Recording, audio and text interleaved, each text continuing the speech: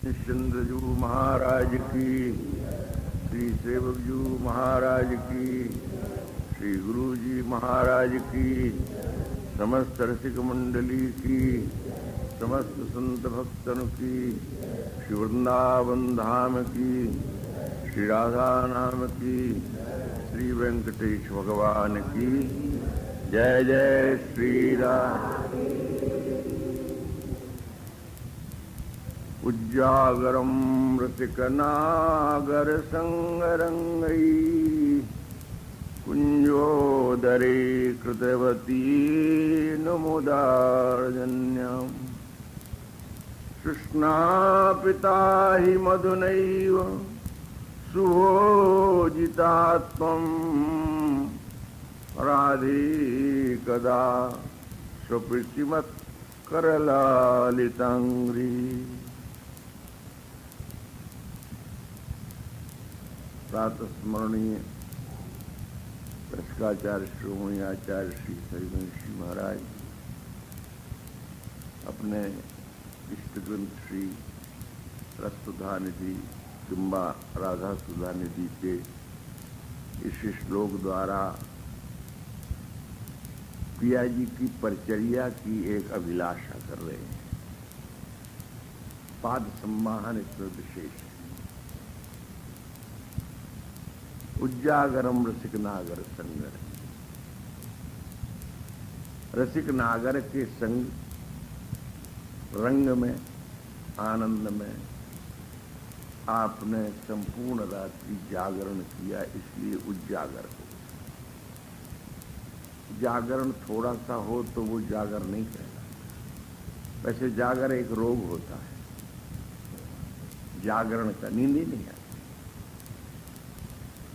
जहां चित्त की रति हो गई वहां पर भी नींद नहीं आती, और जहां चित्त से विरति हो जाए वहां भी नींद नहीं आती।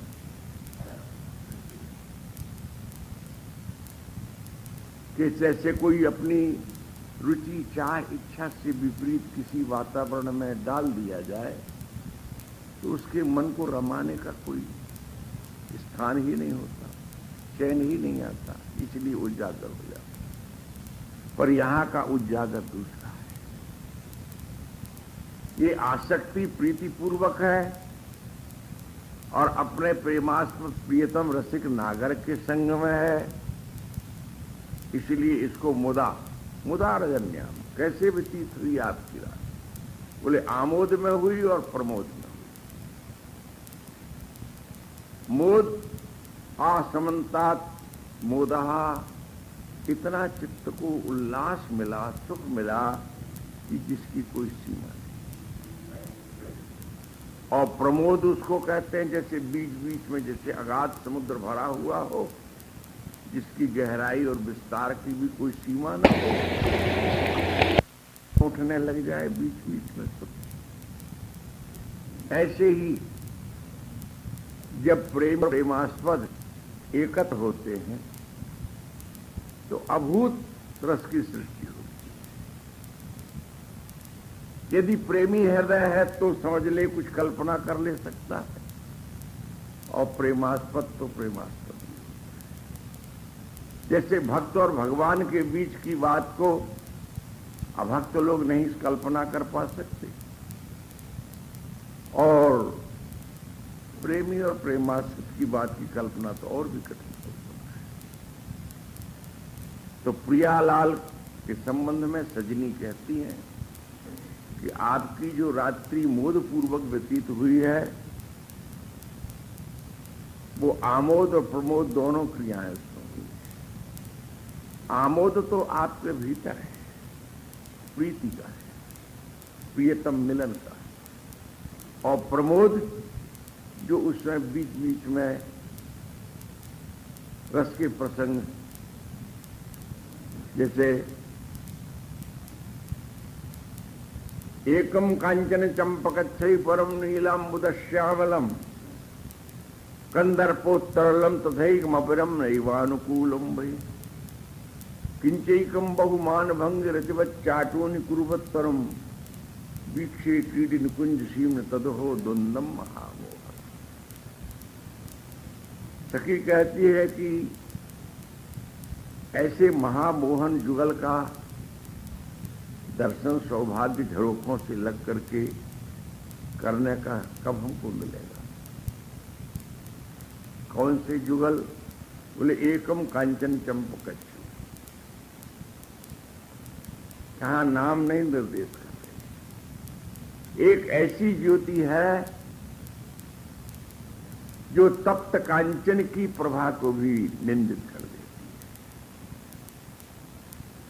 है। कांचन छवि स्वर्ण को सामान्य रूप में देखो तो वैसे बड़ा मोहक रूप है। जब किसी सुडौल सुधार श्रीअंग में युवा तनु में जब धारण होता है तो उसकी छवि छटा देखने योग्य होती है। यहां तो स्वयं सामान्य स्वर्ण नहीं, तप्त कांचन प्रभाव। मैं समझता हूं यदि कोई स्वर्णकार होंगे सभा में तो उनको ज्यादा प्रतीति होती होगी। तपे नहीं, पिघले हुए स्वर्ण। जब वो बंकनाल में स्वर्णकार उसको ढालता है उस समय उसकी जो छवि होती है, जो उसमें एक लावण्य होता है, जो एक चमक होती है, वो अपने आप में अपूर्व है। ये लोक की बात है। यहां तो अलौकिक दिव्य तनु है। यहां इसलिए वस्तु को प्रस्तुत करने के लिए शाखा चंद्र न्याय से लौकिक वस्तु का ही, लौकिक पदार्थों का ही, लौकिक उपमाओं का ही आश्रय लिया जाता है। इसलिए लौकिक तप्त कांचन की प्रभा से उस दिव्य देश की कल्पना करा रहे। जैसे किसी को द्वितीया का चंद्र दिखाना हो और आकाश में पता ही नहीं चलता हो तो समीपवर्ती वृक्ष की शाखा की ओर इंगित करते हुए कहा जाता है, इस वृक्ष की इस डाल को देखो। उसकी अमुक टहनी के पास दृष्टि करो, देखो चंद्रमा है वहां। तो ये शाखा के माध्यम से जैसे चंद्रमा का दर्शन कराया जाता है। शाखा देखना लक्ष्य नहीं है, शाखा तो केवल बीच का एक हेतु है। चंद्र दर्शन ही मुख्य लक्ष्य है। ऐसे ही प्रिया जी की दिव्य कांति का दर्शन कराने के लिए कहा एकम कांचन चंपक छवि। केवल कांचन छवि ही नहीं है, वो चंपक छवि है। इसका अर्थ ये हुआ कि केवल कंचन स्वर्ण से यदि उपमा दी जाए तो वो अपूर्ण हो जाएगी, क्योंकि उसमें कठोर है, काठिन्य है। पर श्री पुष्प जो है, चंपक पुष्प जो है, उसमें मृदुता है। कंचन में सुगंधि का अभाव है, पर चंपक में गंध की तीव्रता है। उसमें सौकुमार्य है, उसमें सुकोमलता है। जो चंपक में गुण है वो स्वर्ण में नहीं है, और जो स्वर्ण में गुण है वो चंपक में नहीं है। इतावता दोनों के गुणों को मिलाकर के एक विशिष्टता की ओर दिखाया है। एकम कांचन चंपकच्छ परम, और दूसरी ज्योति है नीलांबुद श्यामलम। जैसे घने घने बादल जल भरे हुए आते हैं, वैसे तो बादल कई तरह के होते हैं। हर बार को बादल कह दें, एक कवि ने बड़ा मजाक किया है। चातक से वो कहता है, अरे रे रे चातक सावधान मनसा मित्र क्षण सूयताम। तुम हर बादल को भी जलमय मान लेते हो, स्वातिमय मान लेते हो, सो बात नहीं है। जरा सावधान होकर के मित्रों मेरी बात सुनो। रे रे चातक सावधान मनसा मित्र क्षण सूयताम। इसलिए एक क्षण सुनो कि तुमको प्यू प्यू रटने से फुर्सत नहीं है। जिस बादल को देखते हो उसी के पीछे दौड़ने लगते हो। मंबोधा बावा वसंती गगने सर्वे विनयता दृशा। इस आकाश में बहुत सारे बादल देखने को मिलते हैं, पर तुम जिन्हें अपना पोषक रसदायक अनुभव करना चाहते हो वे सब वैसे नहीं है। सर्वे विनयता दृशा, ये सब के सब केवल कहने के हैं। केचित वृष्टि वसुधाम और गर्जंत केचित वृथा। वे विरले हैं जो अपनी रसमयी बूंदों से पृथ्वी को सिक्त कर देते हैं, शीतल कर देते हैं, उसको आर्द्र बना देते हैं, और बाकी तो बोले केवल गरजते गरजते हैं। तो भाई केचित वृष्टि विराद्रियंती वसुधाम और केचित गर्जंत के वृथा, बरसने वाले थोड़े हैं और गरजने वाले बहुत थोड़े हैं, और एक तुम हो कि यम यम पश्चिम पुरता, तुम जिसे देखते हो उसी के पीछे तुम चलने लग जाते हो। तो वो जो नीलांबुद श्यामलम है, जो नील नील जल देने वाला है, अंबु नाम जल का दा देने के अर्थ में, अंबुद संज्ञा उसी की बनेगी जो देता रहता है।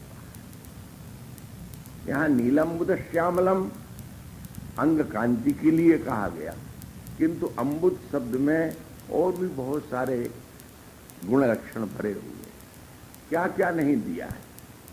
प्रियतम ने सब कुछ तो दे दिया है अपना, इस रस देश में कुछ बाकी नहीं रखा है उन्होंने। नीलांबुद श्यामलम। अब एक बात जो रस देश की आई, बोले कंदर्पोत्तरलम, ये निकुंज देश में जहां मुदा रजन्याम बीत रही है, आमोद प्रमोद में रजनी बीत रही है, उसकी बात। कंदर्पोत्तरलम, जो नीलांबुद श्यामल कांति है, वाणीकार तो नहीं कहते हैं, वाणीकार कहते आप समझिए इसको कि कंदर्प तरल कौन होता।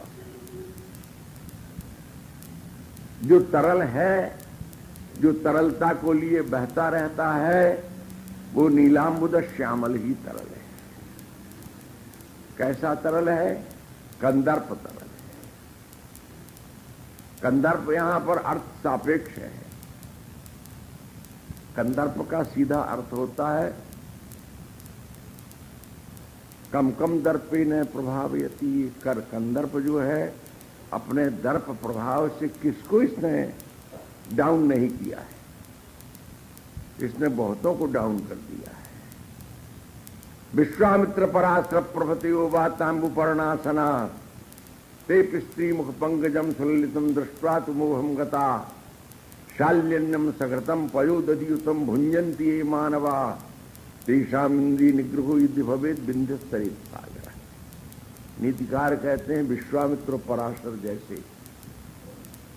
क्या करते थे ये? बोले ये सूखे पत्ते खाते थे, पर्णाशना, और जल पी के वायु पी करके जीवन व्यतीत करते थे, भजन करते थे, तब करते थे।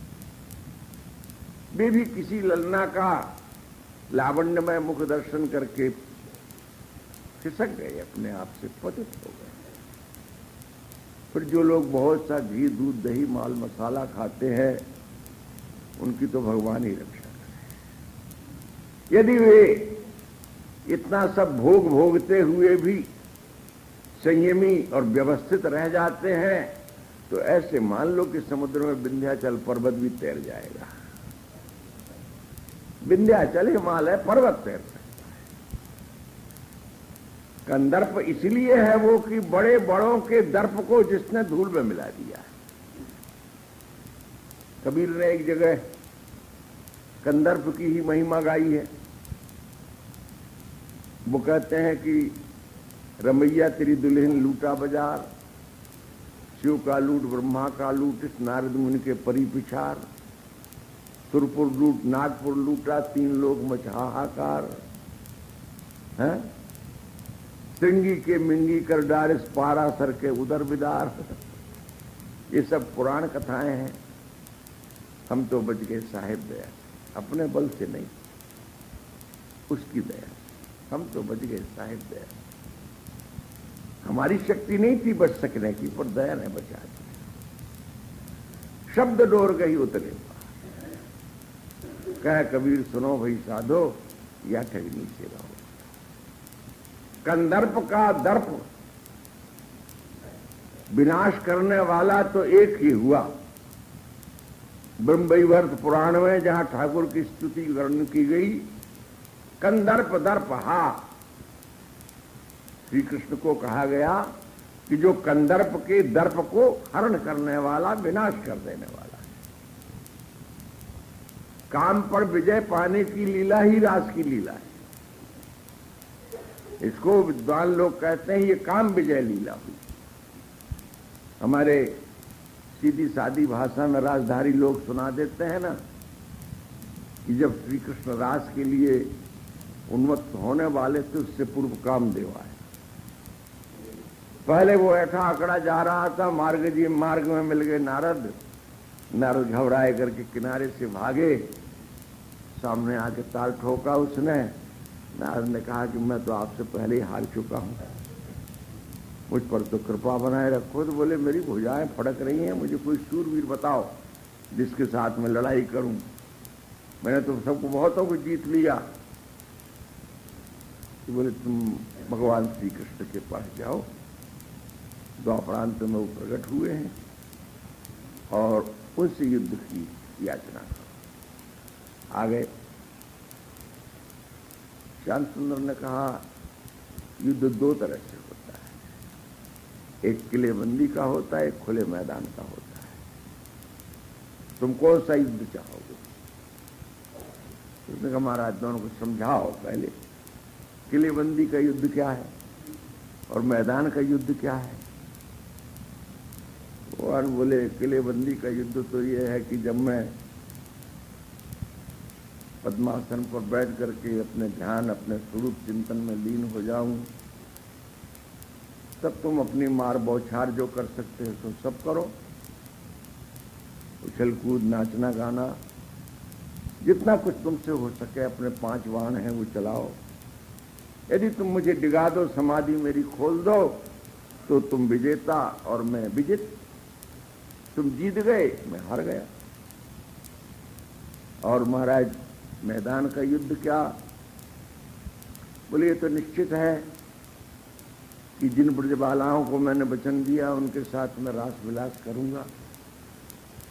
वे सत्सा सहस्रश रूप लावण्यमयी ब्रज की बालाएं नवयुवतियां जिस समय अर्धरात्रि में वृंदावन क्षेत्र में नृत्य गान आदि के लिए मेरे साथ बद्धबाहु होकर के नृत्य करने के लिए आएंगी, उस काल में यदि तुम अपना प्रहार करके मुझे जीत लो तो तुम विजेता और मैं विजित। तो हमने सोचा ये सबसे सुंदर हो। समाधि के अवसर में तो एक समाधि का मैंने फल भोग लिया। जब शिव तीसर नयन उघारा, जो कहीं ये भी निकाल दें अपना तीसरा, तो इनका तीसरा नेत्र और बड़ा भयानक हो जाएगा। और वहां पर नंददास जी ने वर्णन किया है, तब आयो वह काम पंच सर कर हैं जाके। एक ही बाण के मारे मरे जाते हैं, अनेक बाणों की तो जरूरत ही शायद नहीं पड़ती हो। एक बार उड़िया बाबा जी से किसी ने पूछा कि महाराज पुराणों में लिखा हुआ है कि पहले ऋषि मुनि संत महात्माओं को डिगाने के लिए अप्सराएं आया करती थी, अब क्यों नहीं आती अप्सराएं?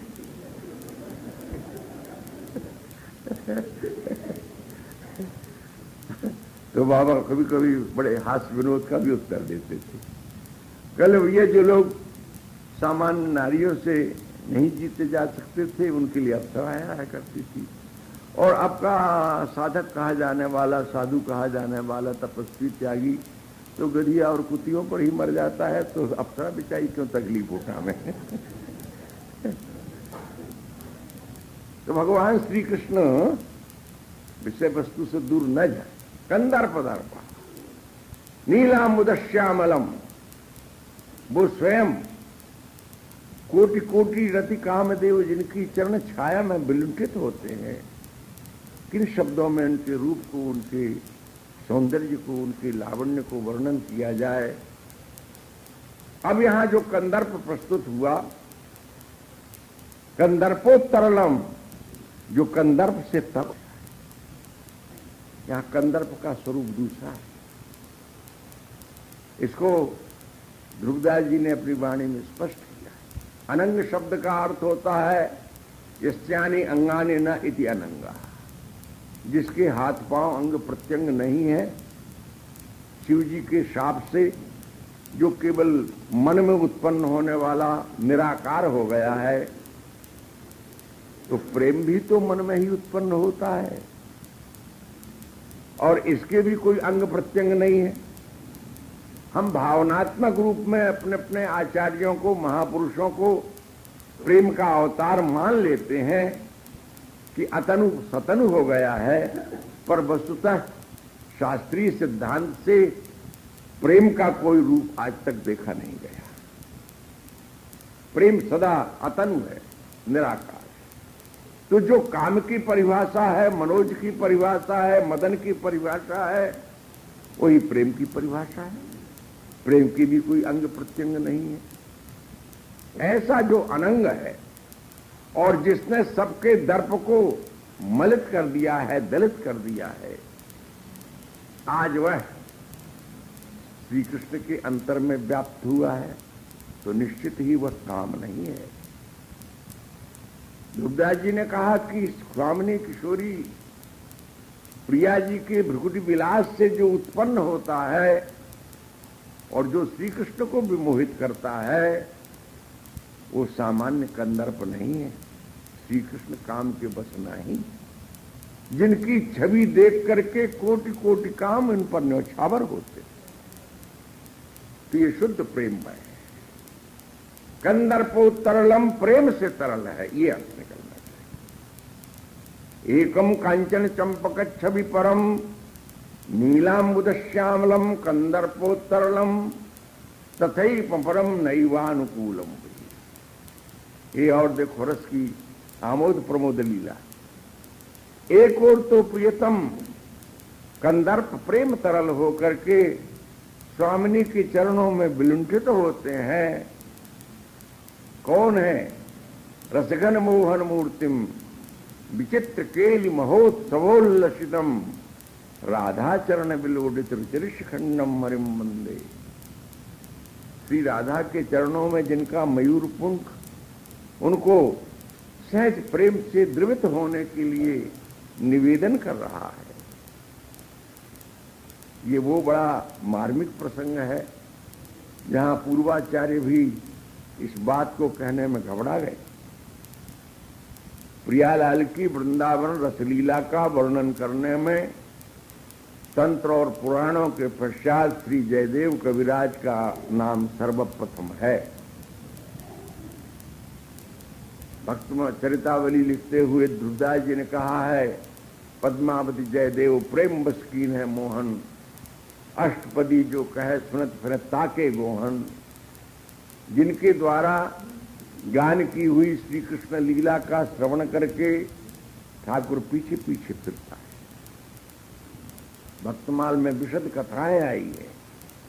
एक माली की छोरी पतति पतत्रे विचलित पत्रे शंकित भवदुपयानम रचित शयनम पश्यति रयनम पश्यति तो पंथानम इत्यादि शब्दों का अर्थ न जान करके केवल त्रा के अनुप्रास पर शब्द से विमुग्ध हुई उल्टे सीधे बगीचे में बैंगन तोड़ती हुई गाती थी और जगन्नाथ देव उसके पीछे फिरते थे। बैंगन के कांटे लग के उनके वस्त्र छार छार हो गए। एक दिन नहीं, ऐसा अनेकों दिन हुआ। और ये शिकायत जब महाराज प्रताप रुद्र के या जो भी पुरुषोत्तम देव आदि थे उनके समीप पहुंची, स्वयं दर्शन करने आए। वस्त्र फटे देख कर के पुजारियों से पूछा, ये क्या तुम फटे वस्त्र धारण कराते हो? नहीं स्वामी, हम तो रोज नित्य नूतन वस्त्र धारण कराते हैं, पर कैसे फट जाते हैं ये पता नहीं। तब जगन्नाथ देव स्वयं ने कहा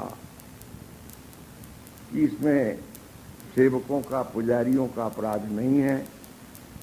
एक माली की बालिका जयदेव के गीत गोविंद की अष्टपदियों में से एक अष्टपदी का गान करती हुई वाटिका में बैगन तोड़ती फिरती रहती है और मैं उसके शब्दों को सुनने के लिए पीछे पीछे फिरता हूँ। मुझे भी सुधि नहीं होती, इसलिए बस फट जाती। तो महाराज ने उसका सम्मान किया, उसको पालकी में बिठा करके गान वाद्य के सहित दरबार में बुलाया और सम्मान किया। आदेश किया कोई गीत गोविंद का गान करे तो निकी ठोर में गान करे, भगवत विग्रह मंदिर देवालय में करे अथवा किसी वनस्थली में बैठ करके करे, और ये मान करके करे कि यहाँ ठाकुर साक्षात विद्यमान है, हमारी दृष्टि में भले नहीं आ रहा।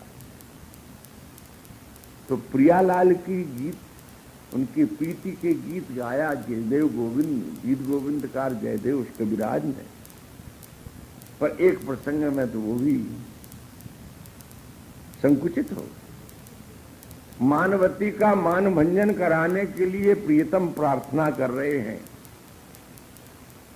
प्रिय चारुशीले प्रिय चारुशीले मुंचमयी मानम निदानम सपदि मदनानलो दहत मम मानसे देहि मुख कमल मधुपानम तुमसिमं भूषणम तुमसिमं जीवनम तुमसिमं भवजलधिरत्नम। प्रियतम कहते हैं हे चारुशीले प्रिय, शील कहते हैं आचार को, चरित्र, जिनका चरित्र सदैव चारु है, सुंदर है, सुचरिता, हे सुचरिते, आप कृपा पूर्वक इस मान का निवारण कीजिए।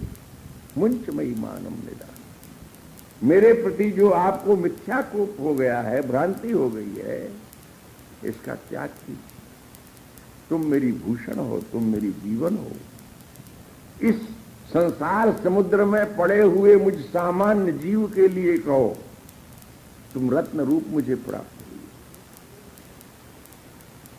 प्रार्थना करते करते बहुत आगे बढ़े। बदस यदि किंचदपि दंत रुचि कौमुदी हरत दरति मेर घोरम स्फुरदधर सीदवे तव वदन चंद्रमा रोचयति लोचन चकोरम। प्रिय चारुशीले प्रिय चारुशीले। हे किशोरी, जब तुम कुछ बोलती हो तो आपके होठ हिलते हैं, और आपकी दंत रुचि कोमली जब प्रकाशित होती है, आपकी दंत पंक्तियों की शोभा जब छिटकती है, तो औरों का अंधकार दूर होता है कि नहीं मैं नहीं जानता, पर मेरे हृदय का अंधकार दूर हो जाता है। स्फुरदधर सीधवे तो वदन चंद्रमा। कैसा है आपका मुख? चंद्र बोले अमृत झरता है जिससे। और तब मेरे लोचन चकोर अपना आहार, अपना विहार, अपना सर्वस्व प्राप्त करके मुग्ध हो जाते हैं, तृप्त हो जाते हैं, पूर्ण हो जाते हैं। इसलिए हे चारुशीले, मुझ पर प्रसन्न होइए। पर आज का मान ऐसा कि कैसो हंसवो बोलवो सन्मुख करो न नैन। प्रिया जी ने मानो कठोर व्रत धारण कर लिया है। हंसना बोलना तो दूर की बात है, मैं तो दृष्टि उठा करके उनको देखूंगी भी नहीं। अंत में प्रियतम निवेदन करने लगे, आज्ञा कीजिए आपके श्री चरणों में मैं अलग तक रंजित करूं। ये चरण तो मेरे सदा से ही आराध्य हैं। आप किसी तरह प्रसन्न हो जाइए, और नहीं होते हैं, आप नहीं मानती हैं, मैं तो मानता हूं कि मम शिरसि मंडनम। आपके जो ये श्री चरण है, ये मेरे सिर के भूषण हैं। इन चरणों को आप मेरे सिर पर धारण रख दीजिए। सीधे शब्दों में यदि कहो तो आप अपने चरणों का मेरे मस्तक पर प्रहार कर लीजिए, पर प्रसन्न हो जाइए। मन में आ गया, देहि में पद पल्लव मुदारम स्मर गरल खंडनम। मेरे भीतर जो ये कंदर्प प्रेम व्याप्त हो रहा है तो ये अमृत, परंतु अब इस समय मेरे लिए विष की तुल्य हो गया है। विरह काल में मान भी विरह का ही एक तो दूसरा परिवर्तित रूप है। उस काल में सब विपरीत हो जाता है। तो आज आपका ये विरह प्रेम मेरे लिए विष तुल्य हो गया है। इसका निवारण तो केवल एक ही पद्धति से होगा, आप अपने श्री चरणों को मेरे मस्तक पर रख लीजिए। स्मर गरुड़ खंडन है आपके चरण, और सदा सदा से मेरे ये शिरोभूषण है। कृपा करके, यद्यपि मेरे अधिकार की वस्तु है ये, तथापि आज मैं अपने अधिकार से वंचित कर दिया गया। इन पद पल्लवों को मेरे सिर पर रख करके प्रसन्न हो जाए।